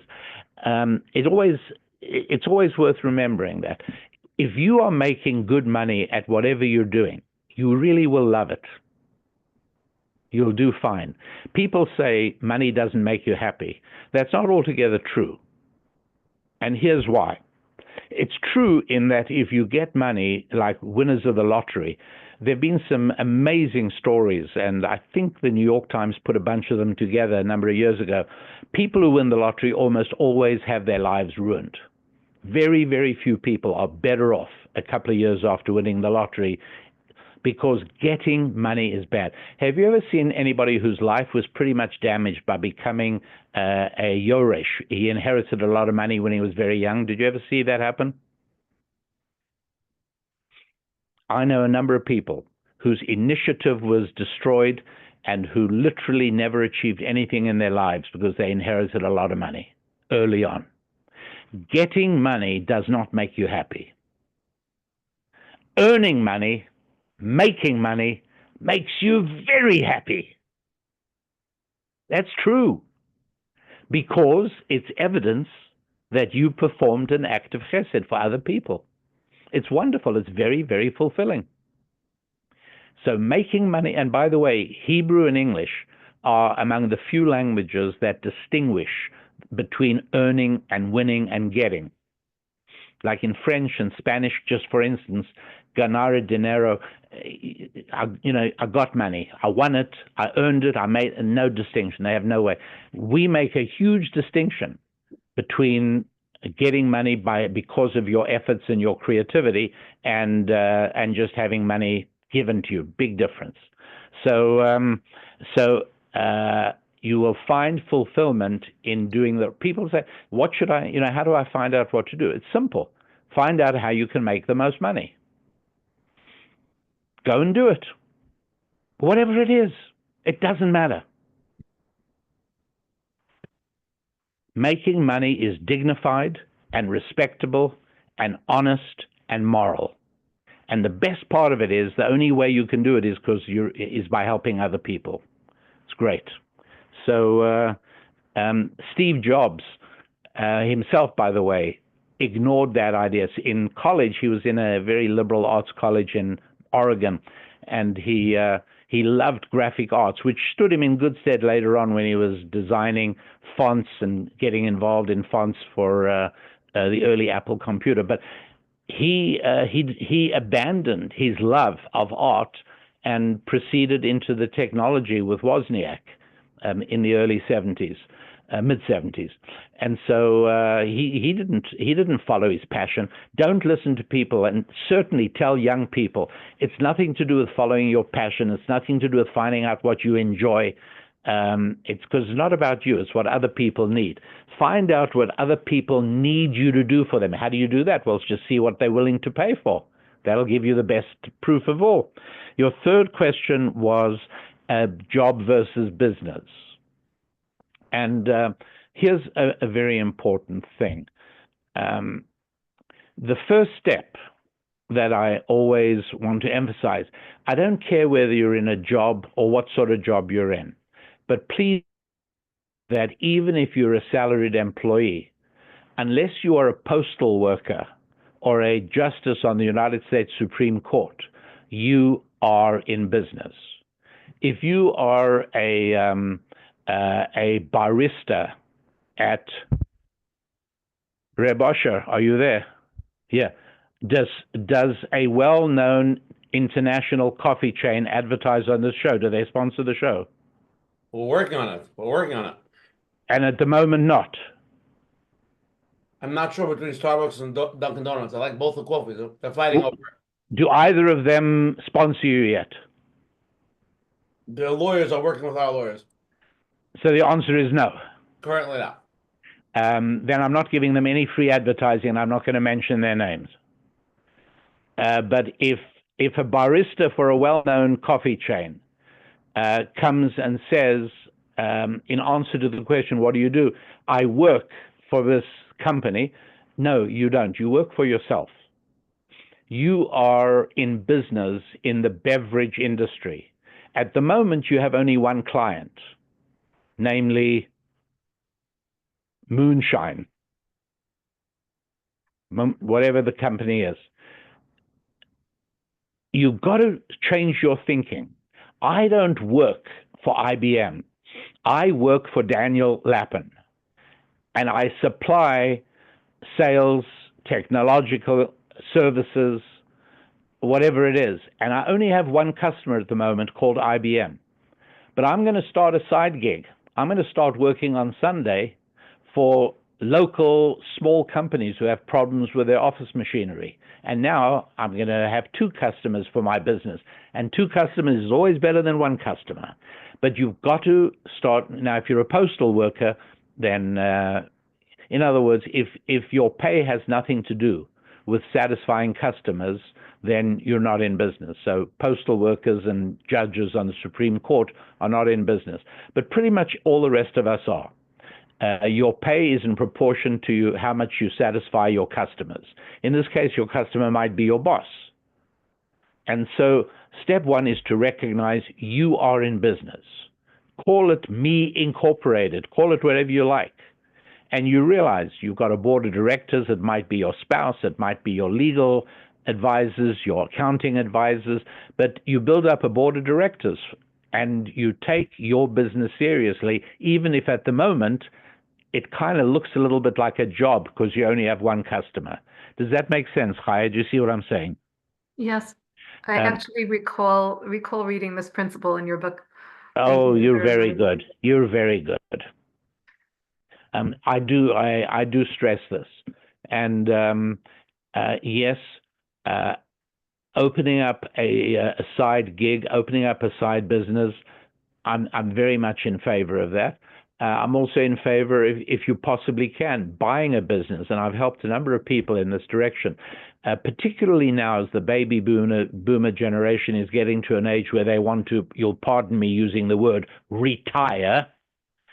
Many of them have businesses that they're eager to sell.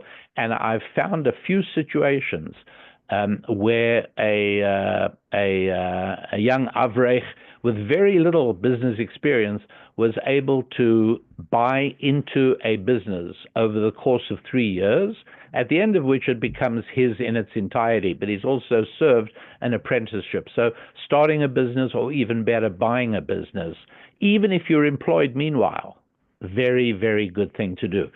We have to increase our earnings. We have to make more money. And your last question was in terms of was it transforming a job into a business? Thank you. It was actually something that you probably just touched on already right now at the end, which Yeah. was how to be in a job and increase earnings while you're Yes. earning wages. There we go. Yes. Okay, good. So yes, I did touch on it. Chaya, you're tremendous. I'm delighted to meet you, even if through Zoom. Thank you. It was a privilege. Your answers were so clear and on the mark, and I'm really, really enjoying every bit of this show. Thank you so much. Thank you. Daniel, let's go to the next one, okay? Hi, Rabbi Lapin. Quite versatile, expressive, in terms of your perspective on all this. I do want to ask you a couple of questions. One is, there is a sefer, the Chavis Alvos we talked about, which specifies about a particular individual man should find some type of passion with what he does for a living. It is very important. Obviously, you debunked some of it to a degree. So I would love some clarity as to where it is you're going. And the second thing also is, if I'm not mistaken, on Rosh Hashanah, we are told that our finances and our livelihoods are established at that point. And regardless of what we do, the outcome still remains the same. I know it may sound fairly simplistic and very isolated in terms of thought or perspective, but I'd love to hear what you have to say. Yeah, no, very interesting question. First of all, as far as the Chavis Alvos is concerned, you'll see that the Lashon he uses does not preclude gaining passion for what you do after you're doing it. And so in that sense, I don't disagree with him at all. Daniel, I want to clarify something. If somebody's good at sales, they're a good speaker, to give them an office job, even though you can make much more money. And I understand that if you make money, you're going to get a nachas, you're going to feel good about being successful in that. But maybe it's it's a mix of both. Like if you get a big money opportunity, even though it's something that you're not so into, yeah, you'll feel good about it. But at the end of the day, if you're looking and you have both options in front of you, the thing that, like Rabbi Shaver always says, the thing that your aptitude turns to, the animal knows how to grab the fish out of the water, that he's created in a certain way. Certain people are better at sales, some people are better at figures, some people are better at accountants. So again, if both opportunities that you try to go with something that you're more geschmack, that you enjoy doing versus not. But again, if you see a good opportunity, you can make a lot of money. What you're saying is it's not a stira, because make a lot of money and you'll feel good about that, even though you'd rather not sit by a desk all day. Is that what you're saying? It's certainly the case, as I mentioned, certainly the case that there are people who have strong natias in one direction or in another direction, and obviously that can and should be taken into account, no question about it.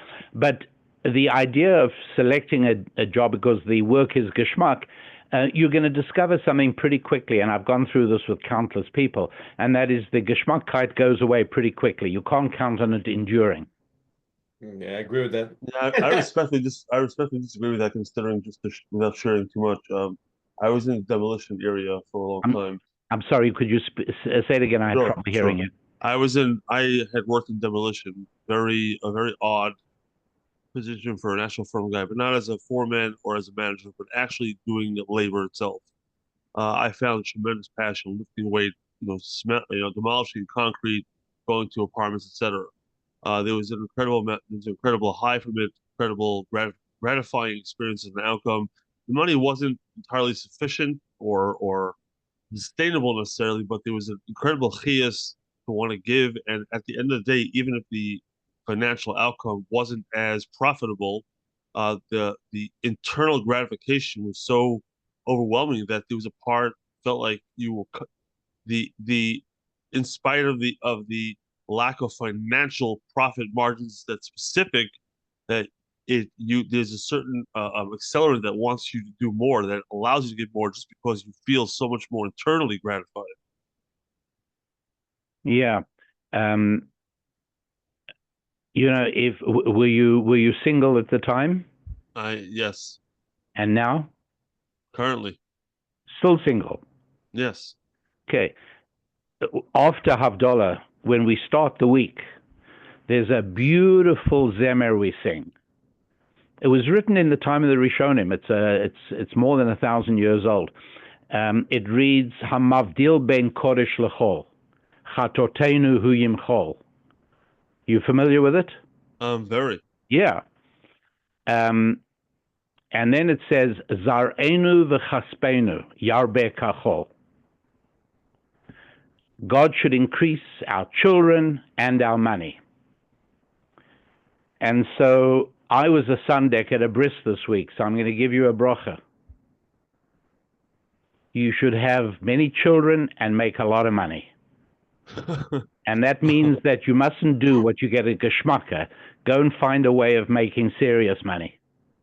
I respect the way I'm listening to you for the last half hour. You express yourself in a very eloquent, clear, concise, detailed manner, and I'm very much grateful. I'm actually enjoying this entree, this dialogue. I just want to ask you one quick question. Sure. You know, I grew up in a family with money. It caused more havoc than it did stability. And for some people, I guess like myself, money isn't a very driving or motivating factor in life. And when you feel good about yourself, it could amplify itself. You know, financially, it could open up a lot more opportunity for you. I guess my point is, you spoke about the dump truck driver. Someone joins on the driver, and he says, "I'll take you down to the station for now. Join us," and then you'll get him. He'll become a part of the union, and eventually he owns his own truck, and then 2 and 3. That's an ambition within the trade itself, but ultimately, loving what you do as a driving and starting incentive that can expand into many different channels, single or married. Being happy, really being, driven by what you do, making a difference, having a stable platform, stability in your life, and knowing that someone else can depend on you is immeasurably rewarding. Yeah. Whether we look at Adam Arishon, where it was male-female marriage and also money, or whether we look at the zemer of Zarenu v'chatzpenu, these two go together. Money and family, money and marriage go together. And the key thing is that we don't work for selfish reasons. We don't work because we enjoy it. We work in order to be part, to make money, because making money means we're involved with other human beings. And so I really, really, really want to ask you to let me know. You can get my email from the show. Let me know as soon as possible that you are engaged and you are making money. I will do. I would really like to know that, because those two are very, very closely linked. We say that in the pasuk, Ula Avraham heitiv ba'avura. And Chazal say it means God made Avraham rich because of Sarah, his wife. So Rabbi Lapin, let me just ask you one quick question. Obviously, your presentation is quite humorous. I find it very entertaining, honestly speaking. I would just ask you the following question to be very, very clear. Assuming, I do get married one day, you're saying to me that, as a passion and a love and a dedication is fantastic, but it should always be on the focus. I think you guys, there's not, we're both going in circles over here. Let's stop this because it's getting silly. What he's saying very simply to you is that it's cute and it's nice, and you could have a job and a passion you love. But ultimately, when you are married and you do have kids and you love doing your demolition, if you're making $40,000 a year and your expenses are $150, it's the passion could be nice, but it's not going to help you. But at the same time, he's not contradicting. Obviously, you should do what you love, but it has to be, when you have major expenses, no matter what you're doing, it's not. It has to leave somewhere larger. It has to be somewhere larger. So the guy who jumped on the back of the garbage truck, he didn't care. He wasn't turned on from the garbage, and he went to put his passion in garbage. It ended up turning into business, like a lot of jobs, but only to focus on, I want to do something and this is what I want to do. Again, if it works, great, and that's for sure to be the right thing. But ultimately, making money once you start having kids and family and wife is going to really, take away the other stressors. So you're really saying the same thing, you're just going in circles. Thank you, Thank you so Rabbi. much. Appreciate Thank it. you, Rabbi Lapin. Thank you, Rabbi Okay, Lapin, for the time. I appreciate it. Let's go to the next question.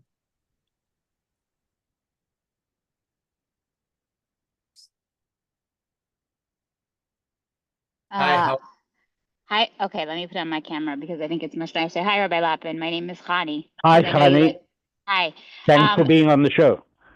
Thank you. This is so enlightening. These are really, it's a new way of me looking at money. And now I feel like I have a very unique opportunity because I'm making Aliyah on March 4th. So it's very, very close. Yes. Thank you. And I'm a nurse, and the salary differential between the United States and Eretz Israel is very, very different.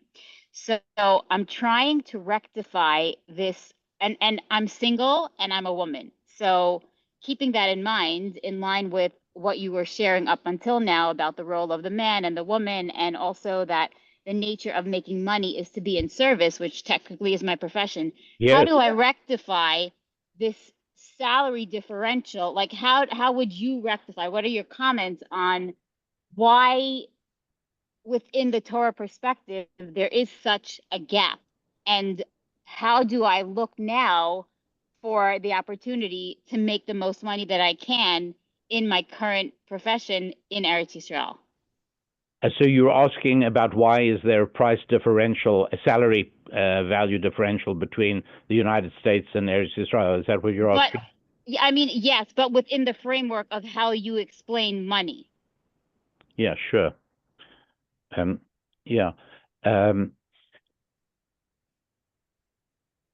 If you got hold of an iceberg in the North Atlantic and you towed it across the Atlantic to West Africa, near the Sahara Desert, you will have dramatically increased the value of that iceberg, right?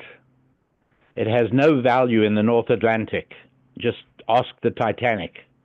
Okay. But that same iceberg in the Sahara Desert has huge value because it'll melt and provide millions of gallons of water.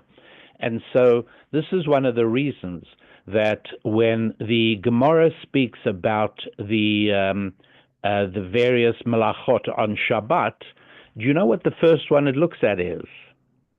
Moving an object. Because it's hugely creative. Moving that iceberg from the North Atlantic to the Sahara Desert, it's still the same iceberg, but it is an act of huge economic creativity. The iceberg has become enormously more valuable. And so geography plays a huge difference, and supply and demand makes a huge difference. And that's why it is that something that would have been a very good job opportunity. There was a time every yeshiva guy got a sort of complimentary LLB, and so he could get a law degree. Today, a law degree is not nearly what it was 20 years ago or 30 years ago. Things do change, and things change because of time and because of space. I've just paraphrased Albert Einstein over there. Things change because of time and because of space. If things move in time, in other words, move a smartphone back to the early 20th century, and you'd be a wizard. It would be amazing. Moving things in time, moving things in space. And so you're moving in space. You're moving from one space to another space. I don't know the details of the nursing industry, and I call it an industry just for the purposes of this conversation, not in any way to disrespect the profession, obviously, but why it is less, their pay is less there than here, I don't know, but it doesn't matter, because that's obviously what you are skilled at, you are experienced at, and so now the only question is how to deploy your skill for the maximum amount of revenue. And how would I do that? Well, once you're there, you're going to discover that there is a whole industry in Israel, more so than in America, of personal sort of concierge nursing, Medicine. where your client is not a kupat cholim, but it's a wealthy American ole that needs home treatment 3 times a week. I'm saying this off the top of my head. I'm actually an ignoramus. There could be 27 other variations of the idea that I don't know about. But be very open to the idea that you, Chani, are in business. You're in the business of supplying medical care. Because I was miserable at my old job, and specifically because I didn't feel that connection that I craved so much, which is the reason that I went into this profession. Yes. Well, I think there's a good chance you'll find it in Israel. I hope so. Yeah, but apart from anything else, you're dealing with our own people, aren't you? One of the big reasons I'm moving. And that's a huge difference. Are you open to marriage? I want to get married. That's probably Wonderful. one of the major reasons I want All to right. move. Well, like I told the previous gentleman, as a Sandek, I can give you a bracha, right? I'll take all the brachas. So my bracha is Meshaneh Makom Meshaneh Mazal. You're moving to Israel, and you should encounter a terrific guy who is utterly smitten with you instantly. Amen. Okay, good. Let me know. I always like knowing when my brachas work well. Thank you, Rabbi Lapin. This is incredible. What's the name of your book? Thou shalt prosper. Okay. The 10 Commandments for making money. Excellente. I have reading material for the plane. Thank you. You're welcome. Rabbi Lapin, I think we need to spend another few minutes. People, there's a lot of change, a shift in mindset, the way we look at it. You know, or maybe we can discuss some more practical ideas. Sure. For those who work 9 to 5, or for those who don't see any way out. Yeah. So, I'd say something that is worth spending a couple of minutes on as we sort of wind down here is the idea of what is spiritual and what is physical. Now, a mistake, a very understandable mistake that most people make is to assume that spiritual means anything to do with HaKadosh Baruch Hu. Spiritual has to do with Shamayim. Spiritual has to do with Ruchnius. That's not necessarily true. The actual definition of spiritual is anything that cannot be measured in a laboratory. Physical is anything that can be measured in a laboratory. And so, for instance, imagine an expecting woman, she's pregnant, she says to the doctor, can you tell me whether my baby is going to be a boy or a girl? No problem, because that is a physical characteristic. You can measure gender in a child very easily. You just examine the chromosome structure, and there you'll know, XX or XY, boy or girl, you're done. She says, oh, wonderful, okay, I'm happy to. Can you tell me if my child is going to have a tendency to be overweight or thin? Yeah, doctor says, no problem. We have tests that can show that proclivity as well. She says, can you tell me if my son to be born is likely to have early male baldness? And he says, I'm sorry to tell you, yeah, but on the other hand, all the best men go bald, so you got nothing to worry about. And so she says, well, this is wonderful, doctor. I really appreciate it. I've only got a few more questions.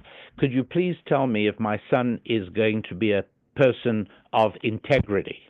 What does the doctor say? Ma'am, I'm a scientist. I can only measure physical things. You're asking me a spiritual characteristic. Integrity can't be measured in a lab. If it could, there would never be any dishonest employees because human resources would have a test. There isn't such a thing. She says, okay, how about, is my son going to be an optimist? No, you don't understand. I can't tell you that. Optimism is a spiritual value. Is my child going to have persistence? No, I can't tell you that either. Some things are physical, some things are spiritual.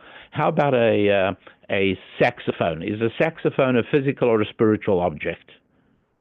Physical, right? You can put it on a scale.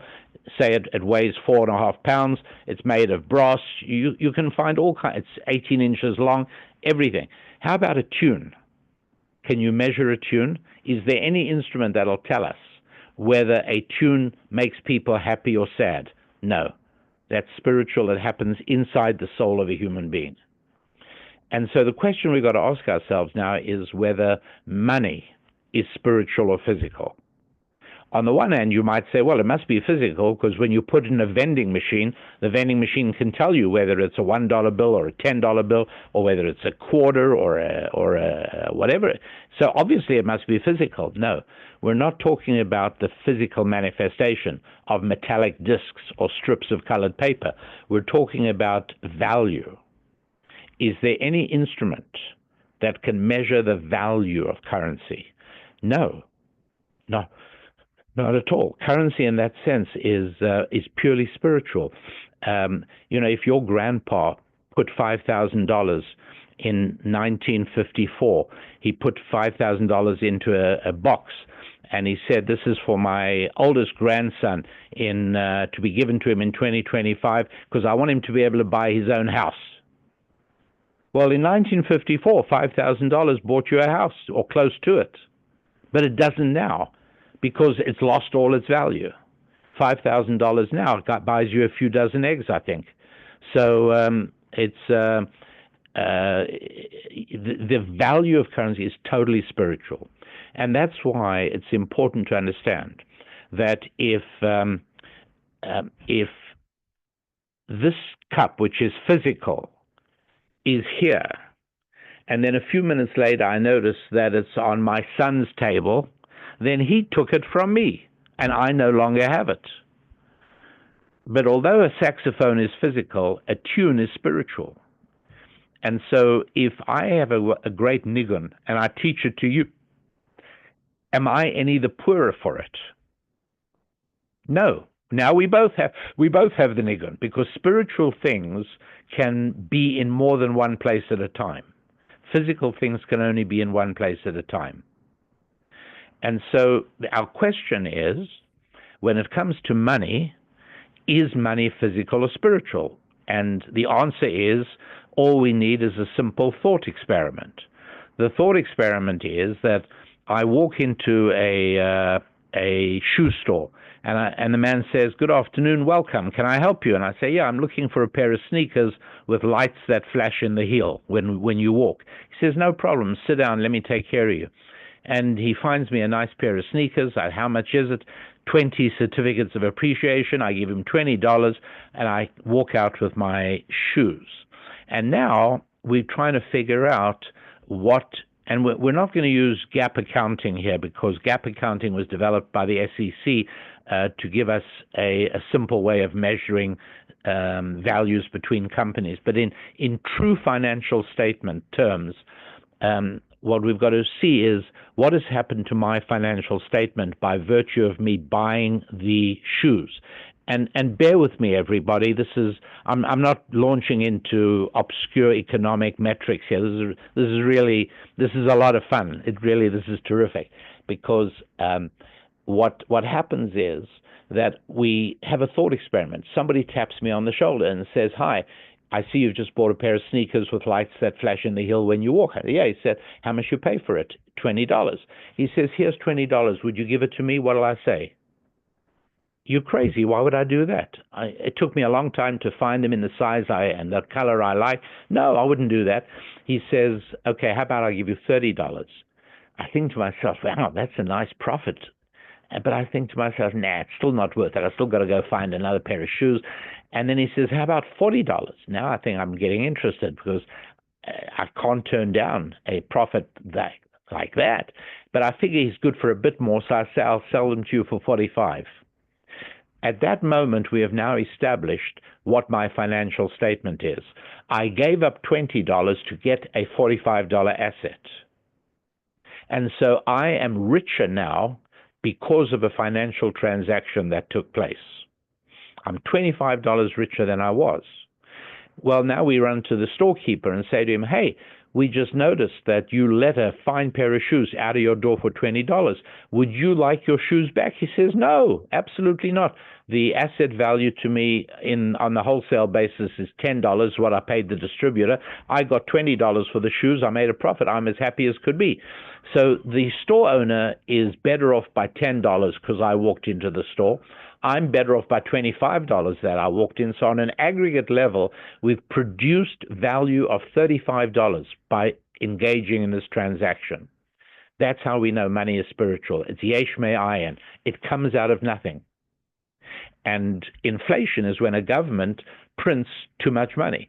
Basically, the only way to do this right is to add up my $35 with all the increase in value of all the other transactions that took place today under United States sovereign territory, and then to print the amount of currency that is equal to that. If you print more than that, you're robbing the population of their money because you're inflating the currency. So money is spiritual, and that becomes a really valuable thing to understand, because it helps you get rid of a bad spiritual schematic in your soul. Many of us are handicapped by a bad spiritual schematic that conjures up in our minds a world of shortage and a world that if I get $100, well, there must be somebody out there who's minus $100. What sort of terrible person am I to take $100 away from someone else?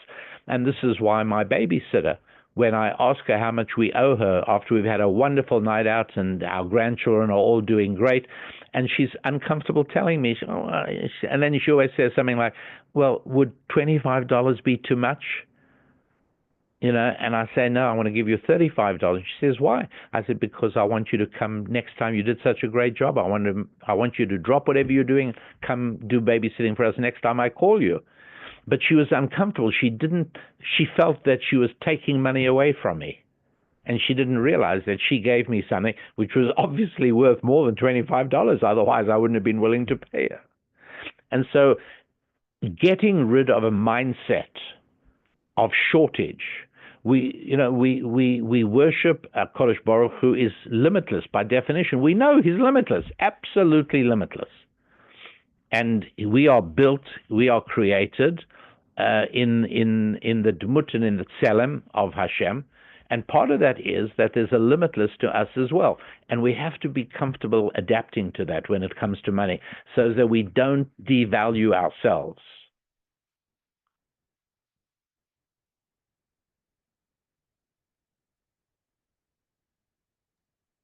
Okay. Rabbi Daniel, shkoyach for everything. Let's go to closing. There's a lot of questions. Anybody that's waiting to ask live, I'm sorry. We'll have to bring Rabbi Daniel on again. That's the only option we have. Okay, let's go to the closing segment. So first of all, shkoyach Rabbi Daniel for coming on tonight, giving tremendous chizuk and a lot of clarity and a lot of inyanim. We really appreciate it. It's a big topic. Anybody who's here the first time, every Sunday night at 9 p.m., different shiurim, different topics, therapists, rabbanim. Menachem next week, March 2nd, we're going to have an amazing share. It's not confirmed yet, but Menachem the next day or two, we're going to confirm it, and Menachem will send out an email, we'll post it. Please join. Our shiurim are amazing, and be part of our chevra.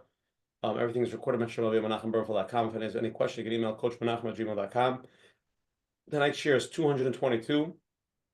Anybody wants to listen to it on the phone, will be on 732-305-9011. Thank you to all our advertising sponsors. And now we'll go to the closing segment. I'll go first. Rabbi Daniel, thank you again for your clarity. And as we know, money is a very important part of our lives, and we need to really, I think now, with everything that's going on and inflation and just costs and things like whatever, it just seems like it's a very difficult time, and we need to really try our best to be mechazik in this again, trying your best, we did with a lot of aspects we didn't touch on tonight. In general, a lot of aspects we didn't touch on because we didn't have enough time. This is we need many hours to talk on all the different aspects. Yeah. But so nobody should think that because we didn't discuss one thing, we didn't. What I mean? People think, oh, what about investments? What about real estate? What's my shtadlus? How much is all that stuff? We just touched on a few important points. There's a lot more points. And again, thank you for coming on, Rabbi Daniel and Coach Menachem. Yeah, thank you very much. Very interesting, just listening to the change of perspective, how you can look at things in a way, like we heard, the idea of taking notes of appreciation. So that's number one, feeling grateful and understanding that if you work, you're working for your boss is your customer. So just the idea of how to look at it. It also changes the idea. I think we have to create a passion to do chesed. Our passion, waking up in the morning, is today I'm going to do chesed. So it might not be exactly what you like to do, but if people need it and you can provide it, and then they give you those notes of appreciation, that's changes the whole thing. But I think we'll have to have him again, and I guess some people could read the book to get some information. And Rabbi Neil, you have a website, so there's a lot to learn for those who are learning new things and the perspective, the change of perspective. So it's something to study, something to think about. Can we give the website? Do you mind? Sure. So yeah, I just want to thank you, and now you can give us the info. Sure. Well, one of the things I'm really sorry we didn't get to, but it would take a lot of time on its own, was the Rosh Hashanah question that was raised. Does it in fact tell us that there's no point in doing anything because whatever you're going to make the year is already decided on Rosh Hashanah? And I think everybody intuitively knows that it's not as simple as that. But it would be worthwhile talking about. Meanwhile, the website that I can be reached at is rabbidaniellapin.com. Rabbi Daniel, D-A-N-I-E-L, Lapin, L-A-P-I-N, rabbidaniellapin.com, and happy to see you there. Do you want to leave anybody with a closing statement, or you want to wrap it up here? I'm sorry, I didn't hear you. Would you like to leave a closing statement, or would you like to end it over here? My closing statement is Zareinu v'chaspenu yarbe kachol. Our family should grow and our money should grow. And that is a specifically Torah-based Jewish blessing. We can't ask for more than that. A bracha from a Sandik. All right. Okay, Menachem also will email out all Rabbi Lapin's books and his websites. And hopefully I'm sure we'll see everybody next Sunday, March 2nd at 9 p.m. Everybody have a wonderful night. And like Rabbi Lapin said, go make a lot of money this week and then you'll be happy. Good night. You're exactly right. Guys, Menachem, Rabbi, thanks for having me. And thank you all for being on. It's so stimulating to know that you're all there. Thank you. Wishing you a wonderful week. Thank you.